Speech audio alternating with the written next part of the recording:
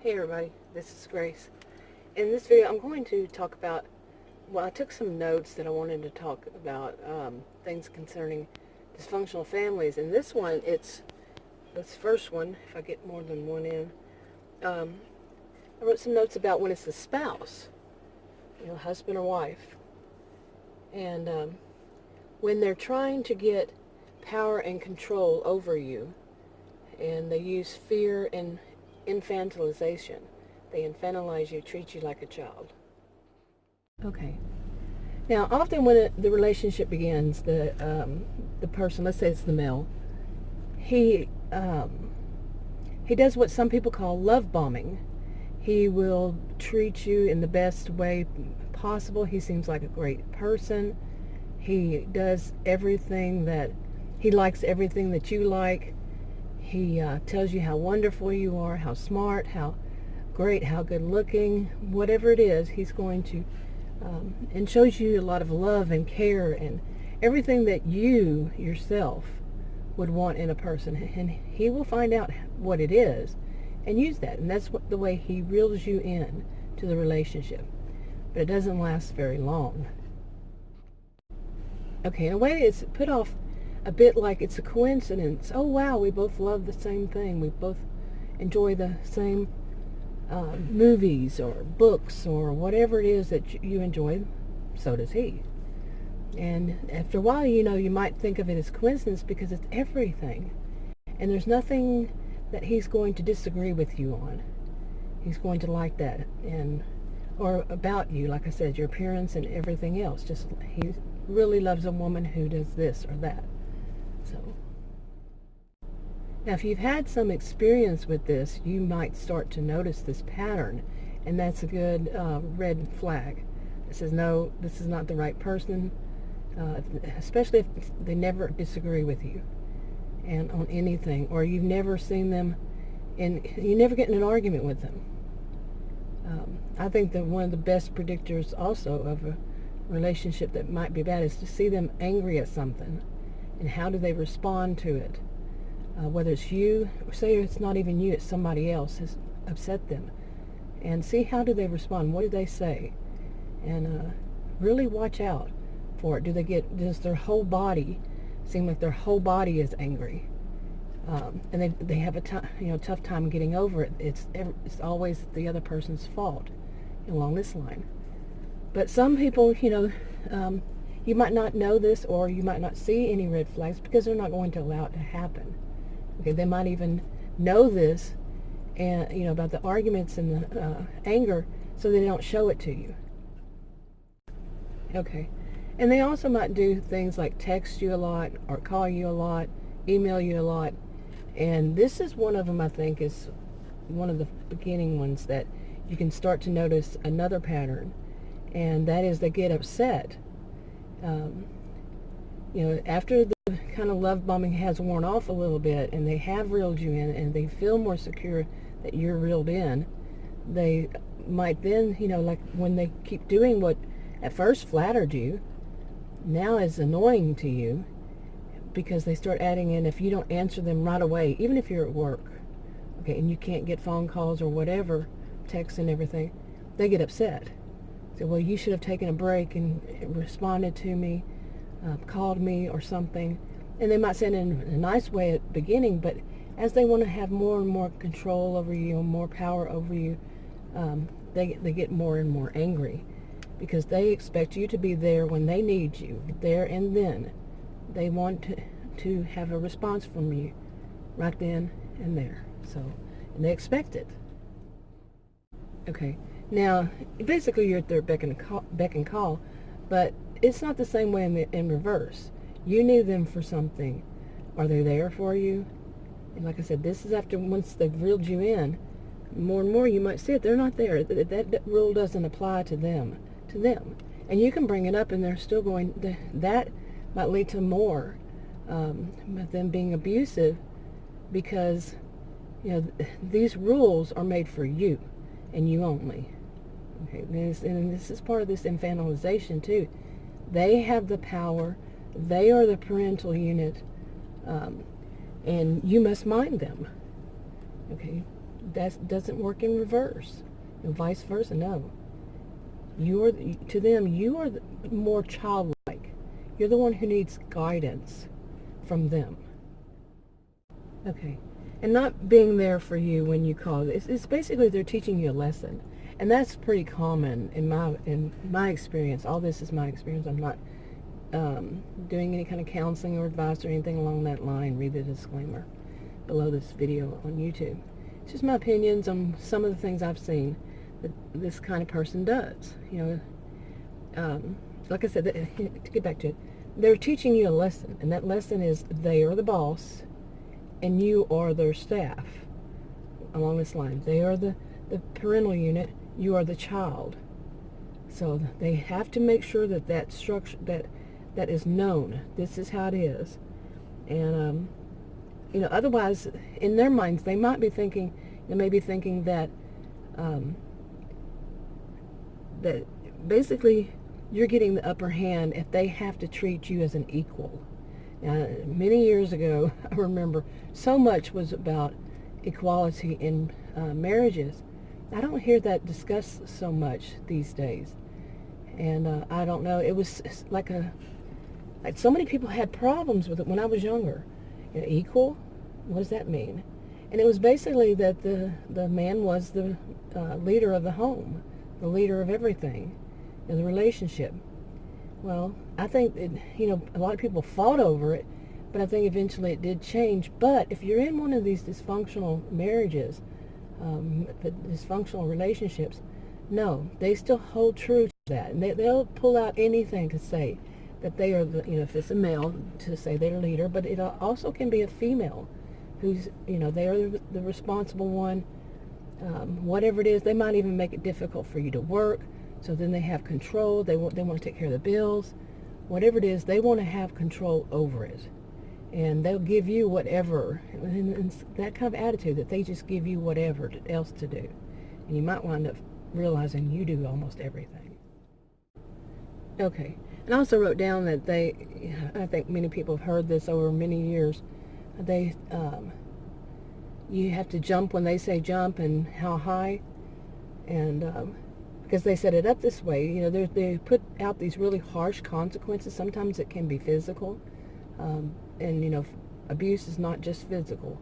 They can, like I just said, make it to where it's difficult for you to work. So they're basically economically controlling you, and so they can have their way. They are the one on top, and they really set it up this way and you become like I said, in a way, like their staff, their child. That no child should be treated that way. That you have to do everything that they say.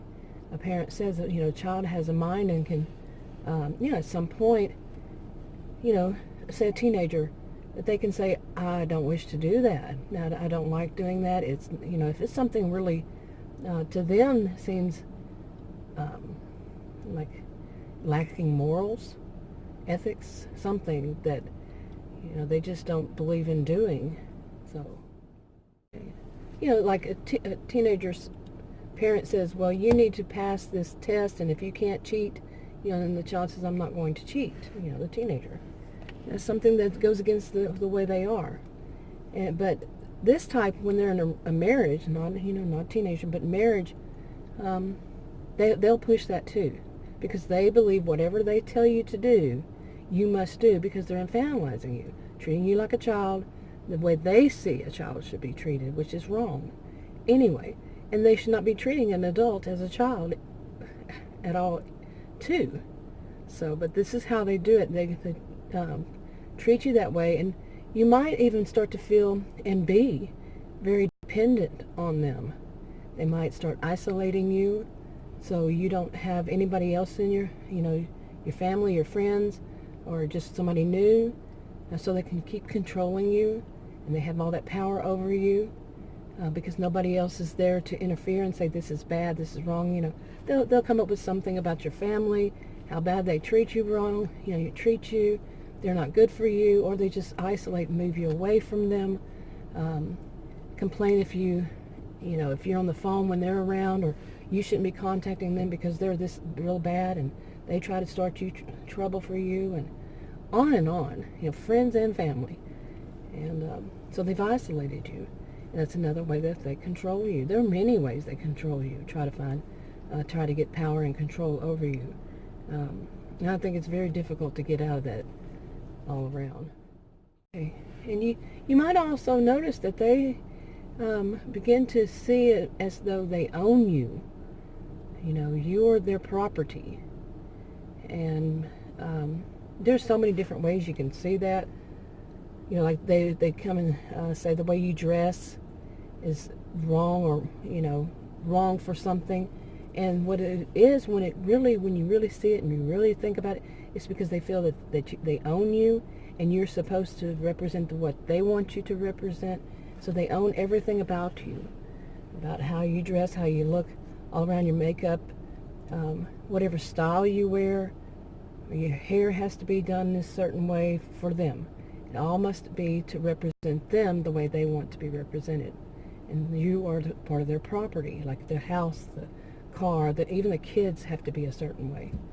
So, okay, and another way I wrote down is that they withhold information that you need. You need this kind of information. And in a way, I mean, you can see that in so many different ways. And some of it just may be to teach you that it's a punishment if that just withhold information.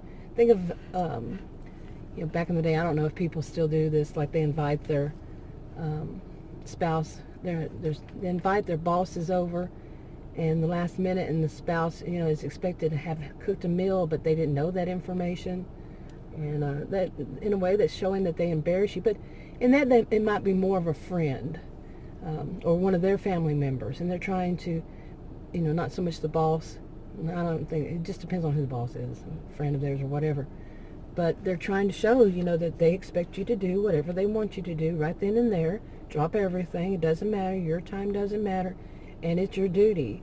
And if they have one of their family members, it could be one of yours, or their friends, it's in a way embarrassing to you that you hadn't done it. They'll say, well, I told you to do this. I told you they were coming here, and they didn't, gaslighting you and all that. And so you look bad in front of some of the other. Now, some of them, they won't do that. Some of them, they want to put you off as the best thing ever. But if they're really wanting some control over you, and they really don't care about that relationship, that person, they might do this to show you, there are consequences. Whatever they felt to do at that time, they're going to punish you for something. Okay, and I'd also written down paranoid. I didn't write anything more, but I've seen that. I've seen them be paranoid about a lot of things, especially like, like if you're the homemaker and you go to buy the groceries that day, they watch to see if your car or your automobile, whatever you drive, your vehicle, has moved. And then they want to know where you went. And if you say, I went to the store, well, then the control comes in. How much did it cost? This. Or they might even have it to where they are notified whenever you use the credit card to buy the groceries, and they want you to use certain ones. And, they can go way down that line. But the paranoid thing is they want to know where you are at all times. And because also, like I said, they would try to isolate you, and, meeting other people, something like that, that's not what they want. They want to isolate you. Okay, and as I said, it's to isolate you so they can keep you under their control, and you don't have a way to break away. You don't have anybody helping you, anybody talking to you, telling you what's bad, and so you won't leave them. Now, some would say that could be it could be a symptom or of borderline personality disorder, but like I said, I'm not diagnosing anybody, and it varies. But I'm talking about dysfunctional marriages. So I said this before in a video. Some people think that you and your spouse, you're not considered a family if it's just you and your spouse, no children. Well, that's not true. I've always, as far as I know, I've always read and studied and all that family can be the husband and wife only. But now let's talk about if you do have children. What about them?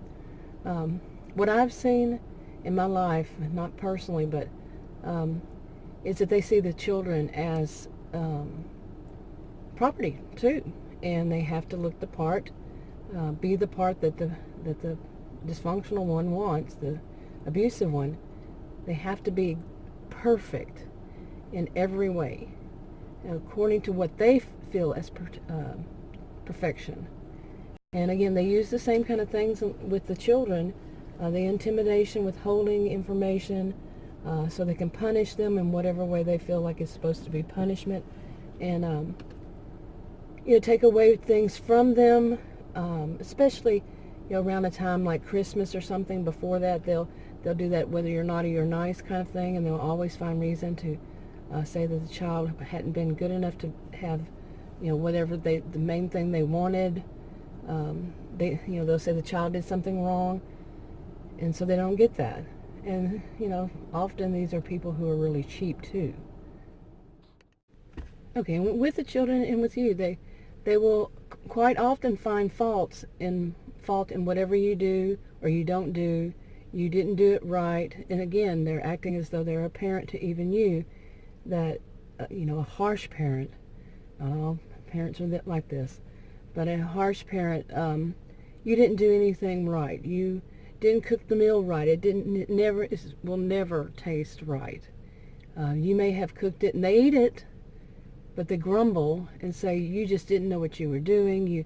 When are you going to learn how to cook? You might even take cooking classes and get a great grade from your teacher, your instructor, and they say yours tastes wonderful, whatever it is, whatever meals you learn how to cook.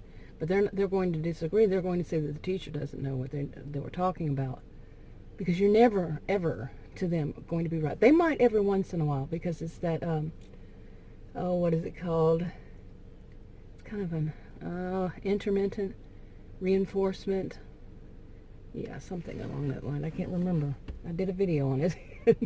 But yeah, it's kind of like the way people train their dogs. They're animals, mainly dogs, I think, is to give a little bit every once in a while. Oh, you did good, and then turn around, bad, bad, bad, bad, bad. Oh, you did good, bad, bad, good. On and on like that. And it just keeps your mind all messed up. Okay, and you could be one of the good meals you cooked before, you cook it the same way. The next time, one time they say it's good, one time, the next time, or next few times they say it's bad. They're going to mess with your mind. So, okay. And he also, like I was saying, that they have these severe consequences, and it can be physical, like I had said, but it can also be like, even with the adult, the way they treat the child, to take away something that they like. Maybe they'll even say, say they even do something to the adult, like give them an allowance. Seriously, that's bad in that respect.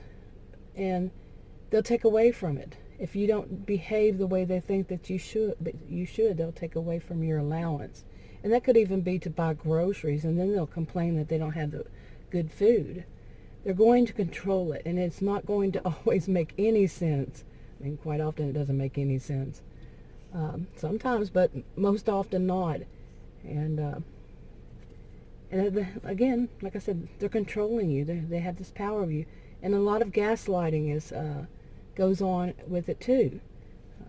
So anyway, I was going to do more than one on this video, but I think that's pretty long, probably. But there are a lot more things that they do, a lot. There's no way I could cover every one of them, and just no way I could cover them all. But that's how they do it, and that is awful kind of relationship to be in, and then to try to get out of it could be dangerous. Could be physically dangerous for you and the kids. We all know this. I'm not saying anything anybody doesn't know. And I personally think that it needs to be something that a counselor gives you guidance over, whatever it is where you live, to somebody who's actually licensed or certified in your state or country. And the bad thing is they'll control the money, and they might even put what is it called, tracker on you. And so if you try to go to a counselor, they might do that. So you can't get help that you need. But they control the finances. They know, give you a credit card to use so you never have cash on you, so you can do something that they won't know about. So anyway, I think I'm going to go ahead and wrap this up. I am going to go ahead and wrap this up. If you have a comment you feel like sharing, leave it below. If you want to subscribe, you can click that circle icon that pops up. And I'll talk to you on another video. Bye.